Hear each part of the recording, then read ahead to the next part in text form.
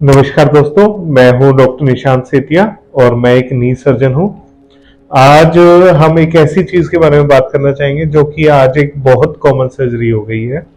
वो है knee replacement surgery, जो कि आज बहुत कॉमनली परफॉर्म की जाती है। इसे टीकेआर यानी टोटल नी रिप्लेसमेंट के नाम से भी हम जानते हैं। तो दोस्तों, मैं आज आपको बताना चाहूंगा कि हमें नी रिप्लेसमेंट कब करवानी चाहिए और वो किसे करवानी चाहिए, किसे नी रिप्लेसमेंट करवाने की जरूरत है और वो कब करवानी चाहिए। तो दोस्तों, टीकेआर यानी नी रिप्लेसमेंट जो है वो एक लाइफस्टाइल रिलेटेड सर्जरी है और ये कोई इमरजेंसी नहीं है। जैसे कि स्टेंटिंग होती है, एंजियोप्लास्टी होती है जब दिल का दौरा पड़ता है, उस तरह की इमरजेंसी सर्जरी या कोई फ्रैक्चर होने के बाद जो सर्जरी होती है उस तरह की इमरजेंसी सर्जरी नहीं है। यह एक लाइफस्टाइल सर्जरी है जिससे हमारी लाइफस्टाइल मॉडिफाई होती है, हमारा जो जीने का तरीका है वो मॉडिफाई होता है। कंफर्टेबल चलने से जो हम परेशानी जो अपने रूटीन डेली लाइफ में जो सामना कर रहे होते हैं उससे हमें आराम मिलता है। तो आज के समय में सरकार ने इसके इम्प्लांट के रेट फिक्स करके और सर्जरी के रेट फिक्स करके इसकी कॉस्ट काफी कम कर दी है। और जब से इसकी कॉस्ट कम हुई है उसके बाद से हॉस्पिटल जो है आपसे ओवर चार्ज यानी कि ज्यादा चार्ज नहीं कर सकते। उसके बाद से इस सर्जरी का चलन बहुत ज्यादा बढ़ गया है और आजकल यह सर्जरी बहुत ही ज्यादा परफॉर्म की जा रही है। अगर ये सर्जरी सस्ती हो गई है तो इसका मतलब ये नहीं है कि आपको करवा लेनी चाहिए। हमें जो चीज की जरूरत है वही हमें लेनी होती है, चाहे वो सस्ती हो गई है या नहीं। ऐसा नहीं है कि अगर कोई चीज सस्ती हो गई है, कोई दवा सस्ती हो गई है और हमें वो बीमारी है भी नहीं, फिर भी हम वो दवा लेके खाने लगे। तो ऐसा नहीं है कि सभी को यह सर्जरी करा लेनी चाहिए सस्ती हो गई है।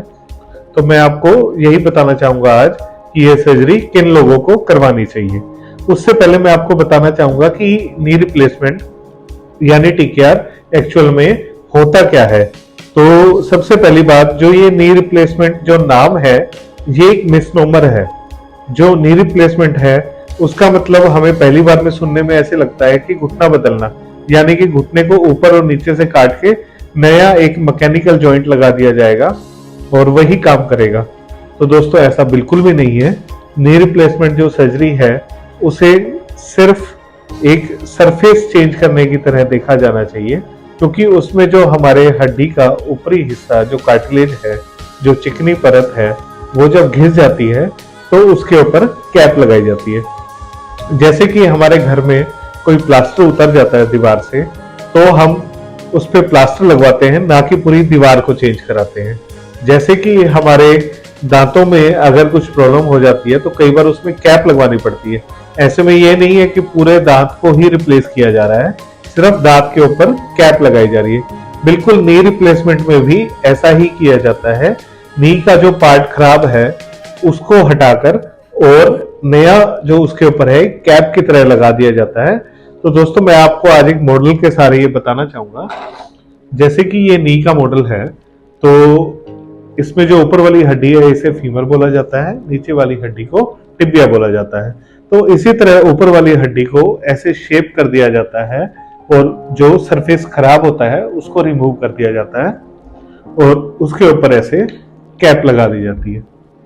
इसी तरह नीचे टिबिया में उसको स्मूथ करके सरफेस को और फिर उसके ऊपर कैप लगा दी जाती है। इसी तरह दोनों कैप के बीच में एक प्लास्टिक का टुकड़ा लगाया जाता है और फिर इस नी को ऐसे बंद कर दिया जाता है और फिर यह नी ऐसे चलने लगता है।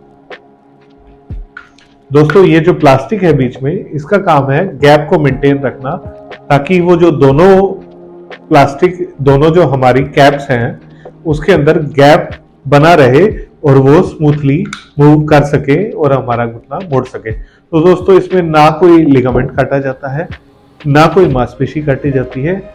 इसमें सिर्फ ओपन करके सिर्फ सरफेस को रिप्लेस किया जाता है, जिससे आपकी नेचुरल लिगामेंट, आपके मसल्स और आपका कैप्सूल और आपका जॉइंट वहीं का वहीं बना रहता है। सिर्फ सरफेस को रिप्लेस किया जाता है। तो इसी तरह मैं आपको बताना चाहूंगा कि ये कब करवानी चाहिए? तो दोस्तों, जिन लोगों की उम्र जो है वो अगर 60 वर्ष से ज्यादा हो गई है, तो ऐसे में यह सर्जरी कराने को हम रिकमेंड करते हैं।